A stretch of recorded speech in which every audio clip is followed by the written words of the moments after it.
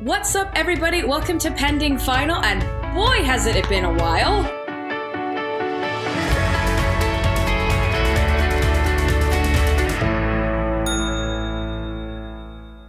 So, me and Helen have been super busy, but we are back with a passion. And tonight, we are going to be talking about prep, Roto, and what's the other one? Compositing. Thank you, compositing. Sorry. It's been a week. We both have had a week, so this might be a fun one. So, Helen, help us. First of all, actually, how are you? It's been a very long time. I'm good. It's definitely been a week, but I think it's time to get back into, rather than our self-indulgent Marvel things. love fest. Yeah, it's more, let's talk about the industry, let's talk about the actual tools, let's talk about the different ways that people do things and methods, and yeah, let's get into actual visual effects. Nice. So when people hear the word prep, is that like kind of a department? Is that a discipline? When we say prep, what exactly does that mean? So prep or paint prep or paint is it's considered a very junior discipline. It's part of compositing, but it's something that doesn't get a whole amount of recognition, despite the fact that when you've got a good prep artist, they are worth their weight in gold. Yes. Prep artists and paint artists, very simply, they paint out what you don't want to see. So that could be wires, that could be markers on the ground, that could be somebody wearing a microphone, that could be anything. A puppeteer. That could be a crash mat on the ground where someone, like a stunt person, falls. So yeah, they are the people who work the real magic. So you would definitely say they're kind of one of the unsung heroes of the industry. Absolutely.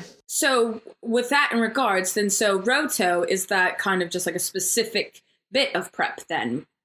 It's not really part of prep, but it goes hand in hand with it. When people think about rotoscope, which is what Roto stands for, when people think about rotoscope, they think about... Have you ever seen the music video Take On Me? How funny. We actually were just singing to this at work today. Yes. Yes. I love this music video. Yes. So this is... a really solid example of rotoscope, where somebody has gone and drawn over every frame of a video of this guy singing or doing whatever, reading a book. It's just the plain outline. It's a really cool stylized way of seeing things. So when it comes to visual effects, we don't necessarily need to be drawing over people to replace them with nice lines. What these roto artists are doing is essentially, in the simplest terms, they are drawing a line around the outside of the thing that you want to isolate. They're drawing a line around the thing that they want to isolate. And I mean, these are also people who are, again, worth their weight in gold, because they can go around individual hairs. Like the best thing for a roto artist is for the person that they're working with to be bald. Yeah. Yeah. And not to have all these flyaway hairs. Curly hair is the worst. Yep. And they will draw around it, and obviously that's fine for one frame. But when you have 24 frames per second and a lot of seconds in your movie, that's an awful lot of things. And reasons you would want to isolate these, say, this person, as we talked about when we went through the whole pipeline, you might want to put a computer-generated element behind them. You might want to change what that background is. You might want to change how they are interacting with that environment.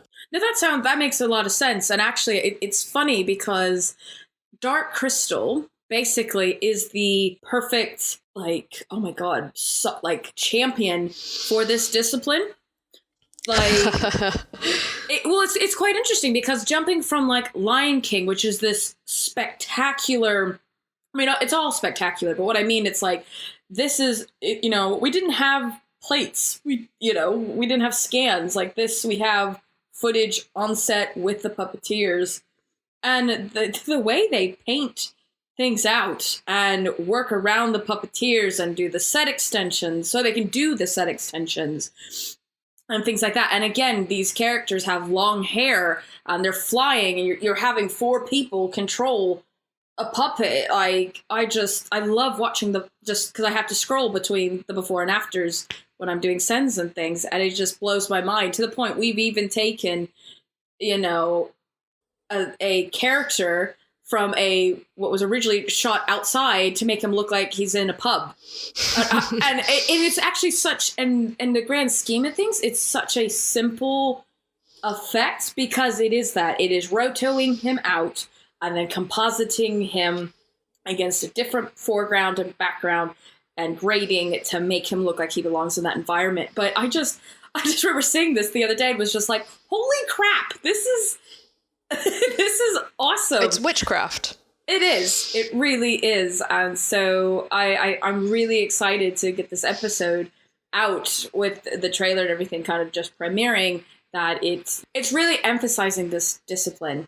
Yeah. And showing that it can be just as spectacular as a full CG character in a metallic suit fighting hundreds of aliens. Yep.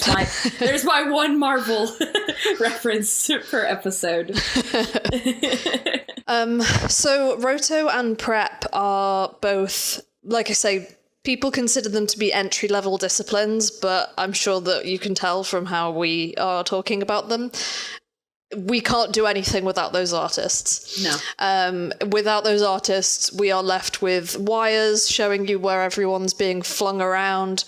You're left with, puppeteers. You're left with, all sorts of garbage that you don't want to be seeing that they are getting rid of. But both those disciplines really feed into compositing.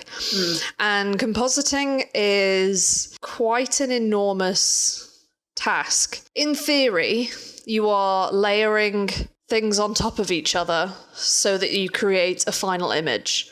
So you might have a painted background, a plate, so some filmed footage of a person, and then a big CGI monster. And the compositor's job is to make all of those wildly disparate layers look like they all belong in the same world. This can be achieved by making sure that all the colors, this sounds so silly, but making sure all the colors match so it doesn't look like one thing's lit by a blue light and one thing's lit by a yellow light, which weirdly enough is one of the awful ways that people did posters for a while, where it was just these blue and yellow awful key lights, and I have opinions about that. We can get to that hot take in a minute. Yes. But yeah, so something as simple as that, bedding the images in together. When you see a photograph of something that was just, taken, that's it. There's a photograph of, say, a field. There is some blurring in the pixels so that it looks like, so one color comes through more, you've got like translucencies and the edges, there's color bleed around the subjects, and something, unless it's lit in a very particular way, things don't tend to look so separate from their background. And the compositors are constantly fighting between make it look as beautiful as possible and make it look as real as possible, because those are two very different things to do. Yes, it is. Very much so. And would you say, like, a way they kind of, because we've kind of discussed this when we were talking a previous couple of episodes ago about, like, various shots that were, like, bad CGI and things. Do you feel another way they can kind of help blend all these layers together is by adding things like a defocus or film grain or things like that to help make this all look like it all belongs together? Yeah, film grain's actually a super key thing, because when CG elements are generated, they're obviously generated perfectly. Nobody's going to generate something with, distortions on it. They're going to make the most beautiful thing they can do. Even if it's a dirty thing, it will still be perfectly dirty. I'm so making that a shirt. Pending final, perfectly dirty. Sorry, continue. But the compositors are, whether it's using elements like smoke or dust to bed things in, or there's a really cool technique that compositors can use, which is to essentially remove the film grain from the stuff that's been shot and then reapply film grain to the entire finished image, and it sort of beds it all together, and it makes it, all appear to have been filmed at the same time, even though one of them is a perfectly dirty monster. Yes. I remember when I had to do, because I think it's also safe to say that most compositing now, the software that is king is Nuke from the Foundry. Yeah. It used to be Shake, and help me out, Helen, there might have been another one. I mean, there's all sorts of things, but... Well, I mean, I guess there was also some other finishing, like Smoke and Flame. Yeah. And things like that. Yeah, I was thinking about Flame. Yeah, so I remember that in Frame Store they had a few people doing that. But I remember actually having to degrain something. I'm just thinking of my tree, my comp tree. Because basically, for those of you who don't know, when you use Nuke, unlike kind of like editing softwares where you have a timeline and bins and things, you have like just an open canvas, and you have all these nodes that are like, and that's my terrible accent, that is Nodes. Nodes. Yeah, I can't emphasize the D very well in that word. That you have to kind of, it's almost like, think of it like a pipe, or like those games where you're like, okay, the ball's going to go down here and things like that. And I just remember my my having to like degrain something, only to add all this stuff in it and then regrain. I at first, like, because again, coming from more of an editing background, I was like, why? But it's funny now, 10 years later, I'm like, oh yeah, of course. Why wouldn't you? Yeah. Things that really confuse you when you first start in this sort of industry, and then you go, oh, this is so obvious now. Oh, well, I think for me as well, when it actually kind of bouncing on compositing, I always had some math analogies. Editing is like algebra. A plus B equals C. Yeah. You cut, blah, blah, blah. Compositing is like calculus. Because I remember having a tutor, actually, it's funny, we ended up working together later in MPC. Ian Murphy would be like, well, you could do it this way, or you could do it this way, or you could do it this way. And I was like, wait, what do you mean? So I could do this like 6 different ways to get the same outcome, and that's some calculus shit right there. And I just... oh my God, my brain was just like, yeah, it's it also depends on the artist. Sort of, there will be things that make sense to that particular artist, and what you were just saying about the nodes. It's a hard word. It's such a hard word. Well, no, node is an easy word. Nodes is the S at the end. That's impossible. This is truly scintillating conversation from us today. But the path that you're making for these shots, the path for all of the inputs to take and all the different operators that are applied to them. In theory, you could just go from A to B, and you've got a little line of things in between. But what will happen if you ever see a compositor's Nuke script? You will either see a beautiful work of art where there are pre-comps and they are boxed off, and they've really, like, they've made a template and it all works, and they could reapply this to anything else in the world and it would be incredible. Or you just see Spaghetti Junction. There's no like middle ground there. It's either truly perfect or chaos. I need backdrops. Because the people working on them, their brains work in specific ways, and some people just look at that spaghetti and they're like, excellent, I am ready to go. Someone else picks up that Nuke script and they are lost forever. Yeah, pretty much. Like, yeah, I mean, it's similar in timelines in terms of like bid management things, but yeah, ooh, I would actually love to see a professional comp script. Like, obviously I had mine, but I did like a green screen kind of thing. And yeah, I had that where, and also you could even have multiple shots in the same Nuke script. That was the other thing. It's not like, oh, one nuke script for a shot. I mean, maybe you should do it that way, but I mean... Nah, template it. Make it easy for yourself. You've got 3 shots all facing the same way, same character, same background, but just different takes of them talking. Use the same script over and over again. It should be a sensible way of doing it. Well, yeah, again, it's just one of those, because I've never done it in a professional environment. Fair. I was wondering how it worked, so, yeah. I love it. But compositing is actually something that it was one of the first visual effects ever created, and it's like the biggest, most important thing now. So again, it's my boy, Georges Méliès, filming himself on a perfectly black background.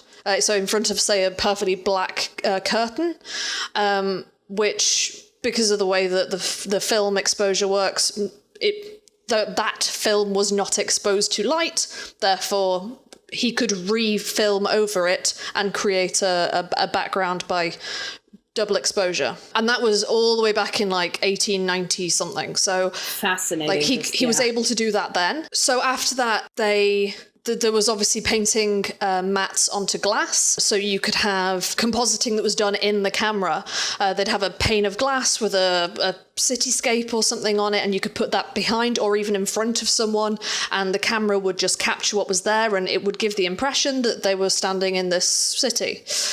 After that, you've got... almost like cinema projector screens behind someone. So they're projecting where they want them to be on that, and the person is acting in front of it. Again, it all happens within the camera. Yeah. So these are later effects. This is sort of like, I don't know, like, I say later, 1910. But this is actually almost more rudimentary than the stuff that Georges Méliès was doing, because he was post-processing by doing double exposure, and these people were just doing it all in camera.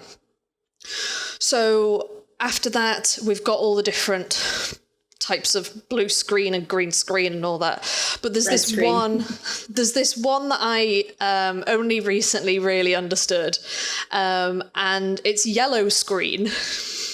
That's interesting, because I thought the reason why you have blue screen, green screen, red screen is RGB. Those are the 3 layers that, film and things are processed on, colored film. So I'm very interested to hear why yellow. Okay, so it was very specific yellow.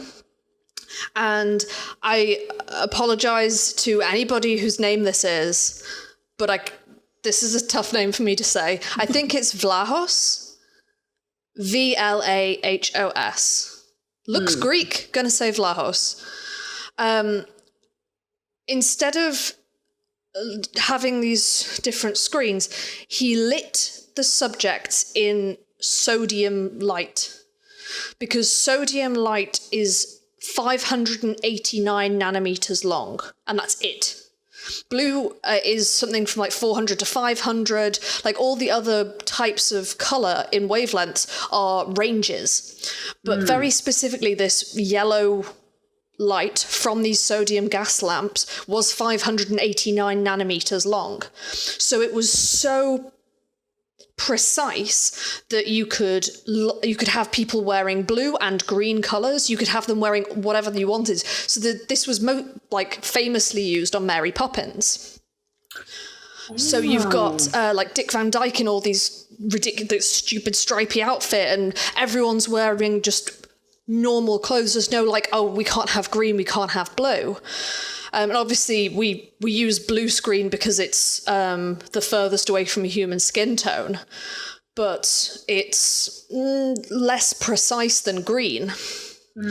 But it's also less precise than this single length of yellow light. They filmed it all on there, and then there was this one single camera in the whole world that could process this film and remove that yellow light. And it had a single prism in it that was able to differentiate that one light, that one wavelength from all the others. And it was a Technicolor camera that had been repurposed by Walt Disney. And the only reason there was only one in the world is because they could never recreate that prism that they had made ever again. Whoa. Interesting. May I ask Go for the stupid question? Yeah. You mentioned this word a couple times. What is a nano what? Nanometers? Yes, what well, is you got meters, you got centimeters, you got millimeters, and they get smaller and smaller. And a nanometer is it's the wavelengths of light. It's the tiniest. Okay. Hang on, let me get the actual definition of a nanometer. I don't mean to be thick. I was just like, wait, is that like a lighting term? I was like, oh god, I don't know. And so I was like, I'm not going to interrupt her, but I don't know what that means. A nanometer is 1 × 10 to the -9 millimeters. So it's 0.000000001. Did I count? Was that 9? I'm taking your word for it. 0.0000001 meters. It's like you lost me when you started giving me That's how an long equation. it is. Wow. But you want to hear, as slightly unrelated, Go for when it. I was doing Maya, I didn't know what naught was. We don't say that in America. Oh, yeah. So when someone was giving me some Maya values, I was like, what's that? And they're like, naught. I was like, I don't know what that is. And I was like, oh, 0. Well, it's also, I don't know, 0.00. Or point. It's point, yeah. But yeah, I guarantee you, ask an American to read a number to you. Read that number to you. I guarantee you they'll say 0. Well, we can agree to disagree on what's the correct way to say things. No. I'm not saying that the way to say it is wrong. I'm just saying I didn't know it was called that. So when I'm taking a class in England here and people are saying naught, I was like, huh? I'm just saying, it's called the English language, so I think the English people are probably right. Oh, yeah. Oh, yes. And watch it be like a nautical term or something before then. So, I am not disagreeing that, but I just thought I'd share that because I was like, again, kind of going back to when I was learning compositing in Maya in the same year of 2010. I was just like, yeah. And learning full stop at the same time instead of period. So anyway, but I digress. So that's pretty cool about the yellow screen on things. So and yeah. The reason that it sort of went away because it was obviously one single camera. That's pretty hard to I say it's pretty hard to like continue working with that. Well, like yeah, if you only have one camera, it's like, oh, what happens if that camera breaks? Oh, we just don't do the job anymore, I guess. Yeah. Oh, there goes the yellow screen. Yeah. Bye. They did eventually rent it out to other companies, but then the Technicolor camera got sort of replaced generally by the Kodak camera. So, the things moved on and then, we get to sort of microprocessors and things become digital and everything becomes not easier, but less unique. Yes. Yes. So you don't have those like, oh, we can only use this one camera because of this. So. Exactly. I always wonder when people kind of come up with these ideas. Like, is it like the Sir Isaac Newton moment where just something hits them? Not maybe literally, but they're just like, wow, like, how did this guy think, oh, I know, I'm going to do yellow. Like, I'm always curious. I mean, like, I'd love to see those kind of almost certainly aha moment. Like an engineer. Someone who dealt with like wavelengths and like visible spectrums of light and things like that. So yeah, that's just fascinating. Yeah. Absolutely fascinating. So obviously we get to today and it's blue screens and green screens. Like I say, blues and greens, blues tend to be because of, people's skin tones. Greens are... It's to do with the sensors on the cameras. I think there's more detail. I know, like, if you go between the channels, I want to say the green channel has the most detail. So if we want to do like a really complex chroma key, you're able to, Yeah. I think, take more detail out easier. So you like, especially when we're dealing with like hairlines and things Yes. like that, to my knowledge. No, I'm a bit you're rusty. absolutely right. I was just remembering what it was called. It's a Bayer filter. It's a mosaic of red, green, and blue, which essentially has lines of green, blue, green, blue, green, blue, and green, red, green, red, green, red, over and over. So there's a mosaic so that you've got, like this high resolution, but there's always twice as much green as there is blue or red, which is why you have more detail, because there's just simply more information. Can you give a great example of a time when bad compositing really stood out to you and a time when good compositing stood out to you? Bad compositing, I absolutely can, and it will always be Indiana Jones and the Crystal Skull. Oh, which part? I'm curious. I'm glad you mentioned a very AAA title. Go for it. They are fighting on top of a moving vehicle. Oh yes, that and one. that obviously came out before I joined this industry. But even then I went, oh no. Sorry to our ILM buddies.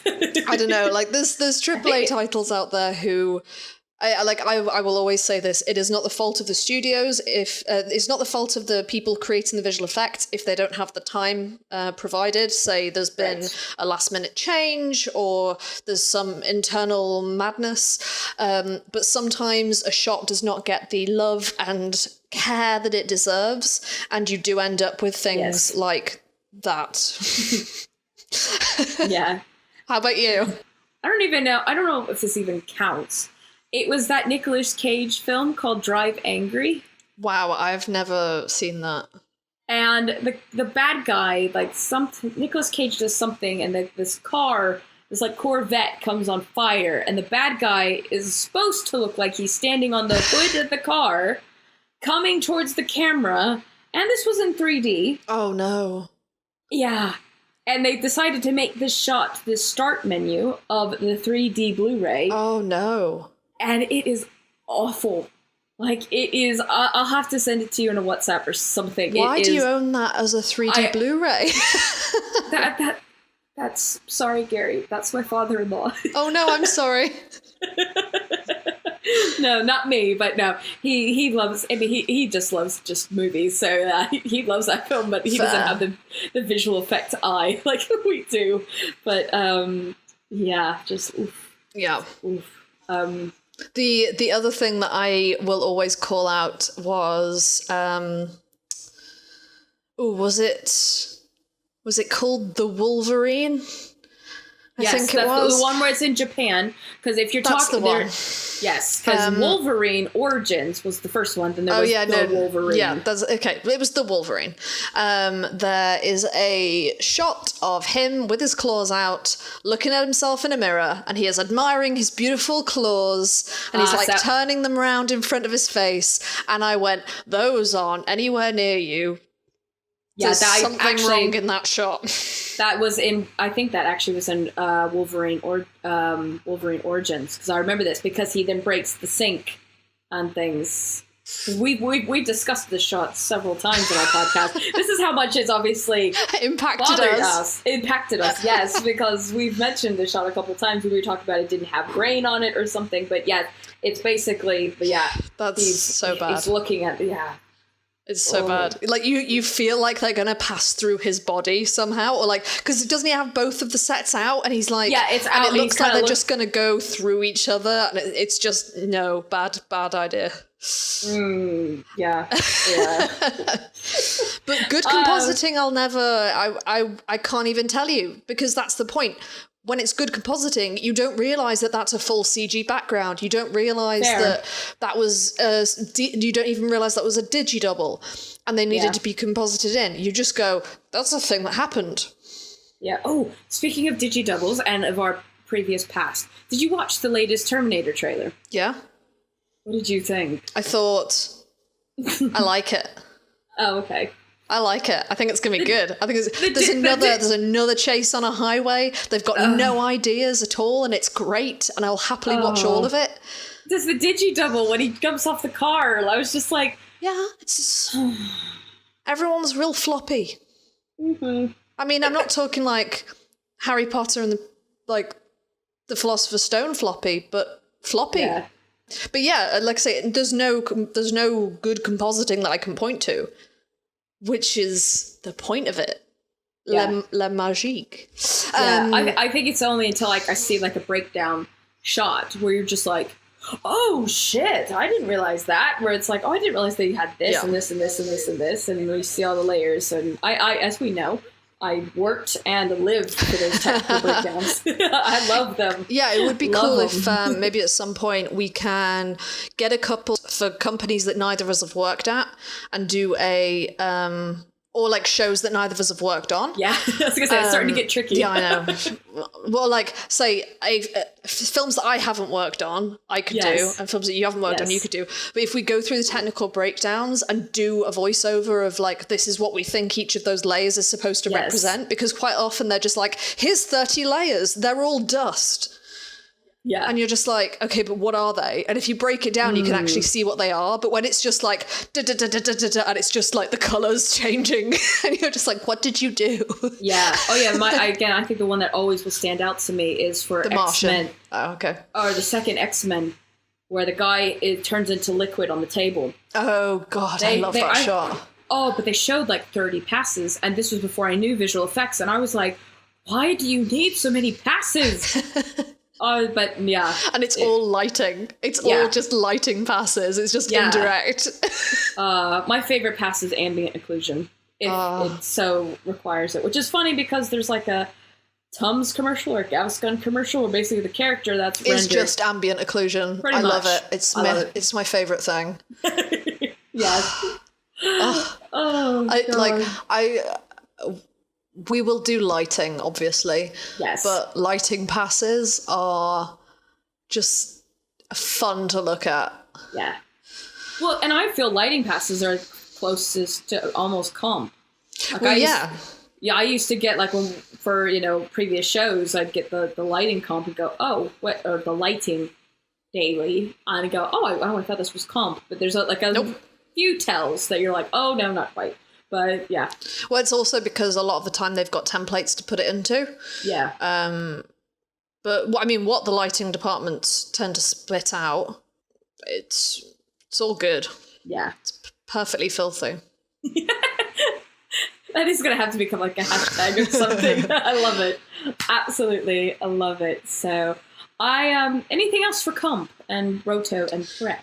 Nothing that I can think of right now. Because I wanted to get a hot take on something that's not... Oh, always. So, Sonic. And the controversy of having to basically listen to the fans, or the studio is listening to the fans and having the character redesign happen. That's, yeah. Thoughts? My husband and I have very different opinions on this. Oh, this is good. I'm actually curious to this. Because my husband is one of the world's largest Sonic the Hedgehog fans, hands down. Yes.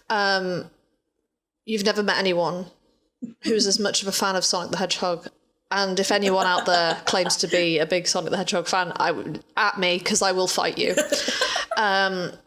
He obviously had the same opinion that everyone else did, like, what, this is awful, change it.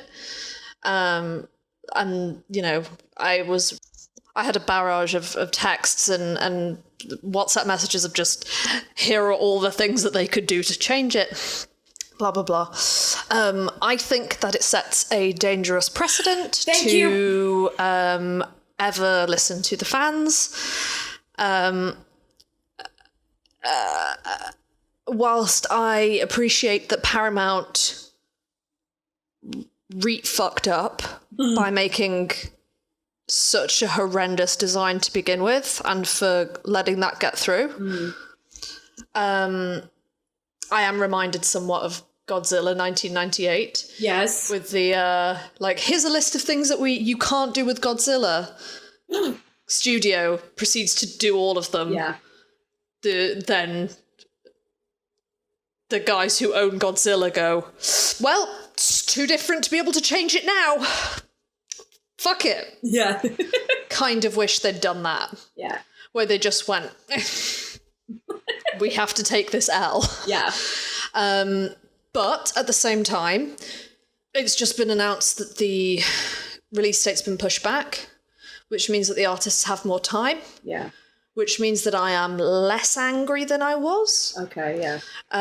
Because what I didn't want was for that to completely crunch the artists. Yeah, because that would be... These are people who, as I've said before, it's not the artist's fault if they are asked to make something that isn't good. They have to follow the vision of the creative... supervisor, the director, the studio, whoever it is who makes those decisions. It's actually on them. Mm-hmm. It's never on the artist.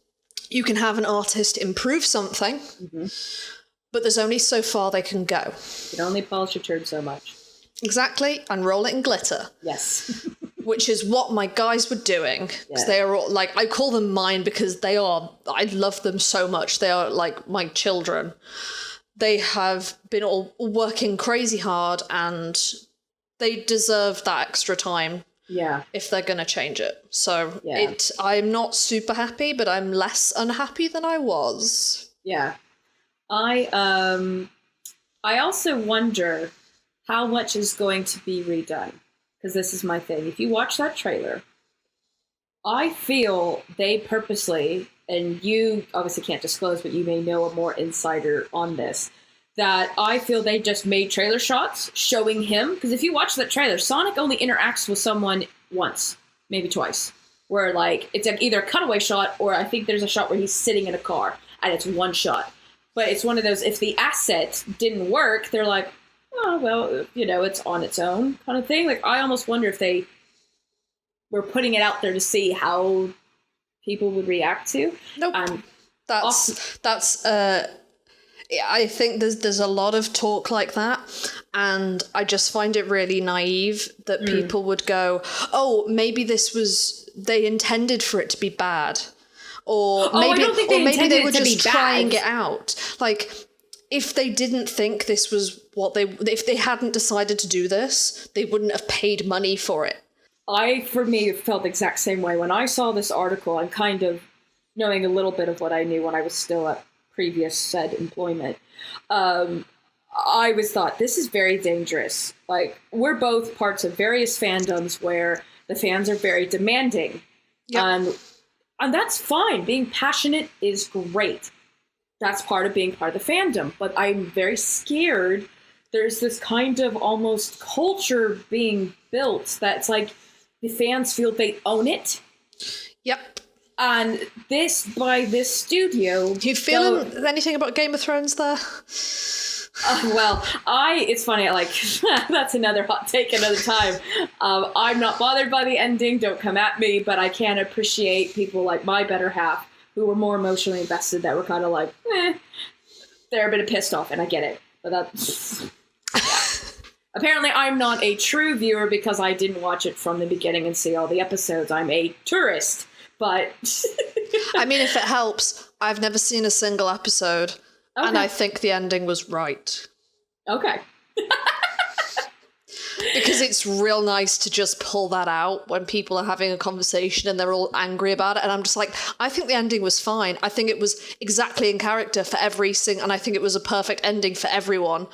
It really annoys people. It's great. Yeah. Especially because I don't know about... Like, people are like, Cersei. And I'm like, I don't know which one that is. The only ones I know are Daenerys and Jon Snow, and that's because it's just meme land. Oh, yes. Everyone else, I'm just like, there's the little girl who was in a couple of episodes of Doctor Who. There's the one who's Jean Grey. There's someone else who I think was in Star Wars, and I'm just sitting there going, these are all definitely humans. I think, maybe. I'm actually not sure anymore. Yeah, but no, you're right with those that kind of almost like self-entitlement of the fandoms. I mean, we know Star Wars is very much, Marvel very much is that. I feel was it Sony? What studio was it? It was Paramount. By Paramount kind of going, yep, we've heard you. We're gonna fix this. I mean, as a fan, I think that's cool. Okay, maybe that's cool that they're listening. But then at the same time, that has now opened the floodgates for fans to go, oh, don't like it. Hashtag not my Han Solo. Hashtag not my Tony Stark. I mean, you get all these fucking, and it just... I think, to be fair, I do think it's really funny that we've seen like crazy backlash over this, Game of Thrones, new Batman, Robert Pattinson, just announced today, that's confirmed. The DC universe in general, Star Wars, like all these things get enormous backlash. The only thing I've seen backlash for in Marvel was Captain Marvel's a man-hating whore because she was mean to a man when, whatever. In a deleted scene. Like, in a deleted scene. And it's just really funny how like that's the extent of it. Because I've not seen anyone go, that's not what so-and-so should look like. I haven't really seen that very much. No, and that actually is very true. I mean, I think... It just makes me wonder if maybe somebody, one of these things is not like the others, one of these things is taking more care. Maybe. So, or sometimes I also wonder if maybe, again, this is kind of going on a very deep dive, because with comics, but I guess this could be argued with DC, with Marvel, there's so many kind of alternate universes and different iterations of these characters that I know a lot of people didn't like Fat Thor. Ooh, pardon me. So, but it definitely isn't the outcry like you are hearing for some of these other ones. Well, it's funny how I think with a lot of the Marvel like comic book things, they've somehow managed to get people who kind of looked like the characters. And if they didn't, they've been retconning them almost. Yeah, that's true. I think the only one that I would say I haven't seen a comic book where he looks the same is Hawkeye. Oh, okay, yeah. Which, not everyone's favourite. I love him. But... especially with that dreadful hair. When he's Ronin. But the something that keeps being pointed out at the moment is that the current run of comics that has Mr. Fantastic in, he looks strangely like John Krasinski. So people are like, they're going to reboot the Fantastic Four, and Mr. Fantastic's going to be John Krasinski. And I was just like, are they doing this on purpose? What's happening here? Because if that actually happens, I'm going to be like, there is a conspiracy. Wait, but isn't he... well, I guess that's DC. He's Shazam, isn't he? John Krasinski? No. I'm talking about the guy from The Office. Yeah, Emma Blunt's husband. Oh, I don't know. I don't know people's husbands. Oh, I don't know The Office. Either one. I know. Did you see A Quiet Place? Yes, he was the dad out of The Quiet Place. Well, that's Emily Blunt's husband. So yes. Cool. Yeah, and actually, speaking of which, that was a very well done film. That surprised me, but yes. Good film. And he was quite sexy in that too. I think I just seen that when we first started this podcast, which shows just how long ago we started this podcast. Oh, I know. I like to say it's about the quality, not the quantity. Which I want to say, a little bit of housekeeping. Ladies and gentlemen, I am so happy to announce we are now officially on Spotify. Yes. We are on Google Podcasts. We're on a couple of other different ones. We're close to the I feel the coveted Apple Podcasts. Mainstream. Yes, if you go to Anchor FM or anchor.fm /pending final, you can see all your various streaming services we're on. Yeah. Shannon. Blech. Anyway, so yes, I wanted to share that. I'm very excited. So it's no longer just SoundCloud. No, it's really cool. I've had a couple of people say to me, oh yeah, like I'm listening to your podcast on Spotify. And I was just like, oh really? That's really exciting. You found it. I had that too. I've had a couple people too go, oh, and people are like, oh, you guys actually have really good chemistry and it's really informative. I'm like, yeah, yes. We do. Woo! We're like so chemistry. Oh yes, like totally. It's fun. Is it funny that the British person does that accent better than the American? I didn't want to say anything. No, I'll own it. I'll totally own it. I love it. Anyway, next time I'm thinking we should talk about Animation. I definitely agree. I know kind of a little bit of housekeeping as well. In the previous episode, I had kind of said we were doing animation, so I apologize if you thought we were doing animation. Not quite.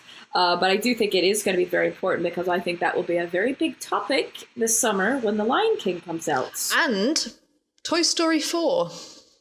Oh, do tell. Why do you think? Because they are both animation-heavy movies, but I only call one of them an animation. Oh, yes. Let's discuss later. Yes, absolutely. I am so down for this. So down for this. Because I feel obviously we're going to be kind of in the same boat, but it's... heavily biased? Well, no. No. Well, that too. But I mean, like, you bring, like, the very academia and, like, industry forward thinking, and I try to bring more, like, the audience devil's advocate kind of thing. So it is very difficult trying to explain to people Lion King and be like, oh, so it's an animated film. No. But it's all CG. No. But yes, ladies and gentlemen, that will be next time. So with that, I think we shall give it a wrap. But I have been Shannon. I've been Helen. Thank you for listening to Pending Final, and we will see you guys next time. Bye-bye.